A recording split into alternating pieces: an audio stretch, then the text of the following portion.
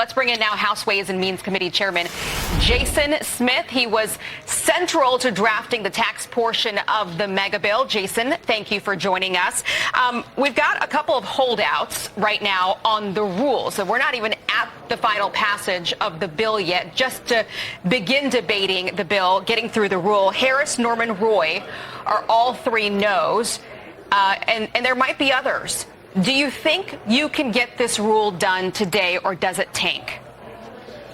We definitely will. This is a process. We knew that this was going to be a process because it's a huge, historic piece of legislation, and you have to carefully thread the needle, and that's what we're going to do. What we're voting on right now, as you see on the board, is an amendment to the overall rule, and then the next vote is the rule that we'll be voting on, but we'll have the votes and pass it. So let me come back to that, because you say we have to carefully thread the needle here because it's a massive piece of legislation. This is the president's signature legislation. This is what he asked you to do on day one. And this thing is passing with the bare minimum of margins. Originally 3 votes in the House. It was a tiebreaker in the Senate. Now we don't know if it's even going to make it to the floor, let alone pass. You would expect that the president's signature bill would sail through both houses. Why is that not happening? Well, John, people didn't think we could pass it. It passed 215 to 214 in the House, and then it passed with 51 to 50 in the Senate. You have to understand, we have razor-thin margins, the most razor-thin margins in history.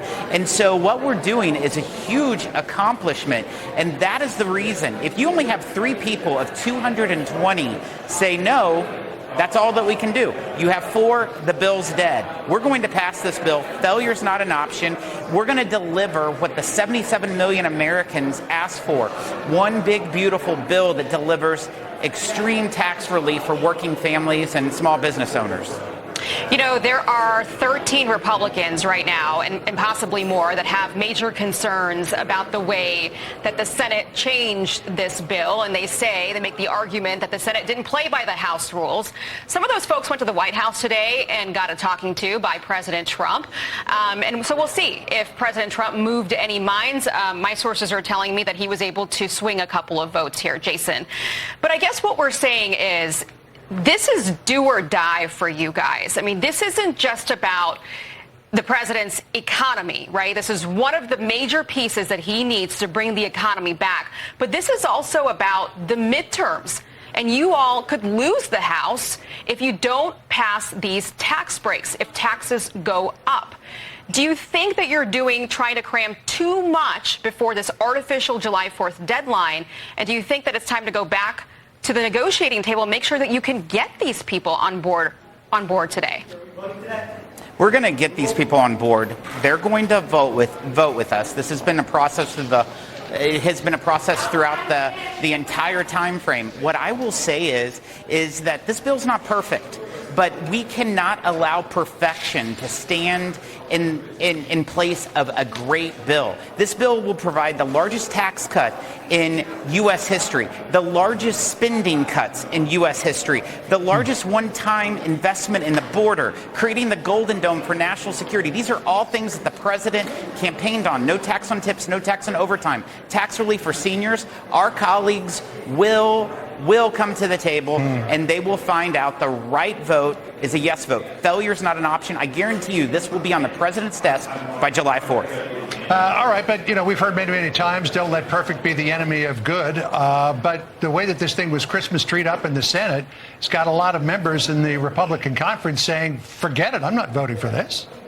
So I disagree with that. And I think when they look at it, they won't see that it's Christmas tree. Out of the 103 different tax provisions that's within that bill, more than 85% are identical or just technical changes from what we passed in the House. So why does it increase spending by nearly $750 billion? Why then does it increase spending by nearly $750 billion? because the biggest tax change of that 15% was making permanent bonus depreciation, interest deductibility, and research and development, which cost $457 billion. That is the biggest item that's a difference. And I disagree with the $3.3 trillion deficit number that the Congressional Budget Office said. They're projecting growth at 1.8%. If we have growth at 3%, we'll actually reduce the deficit by more than $500 billion.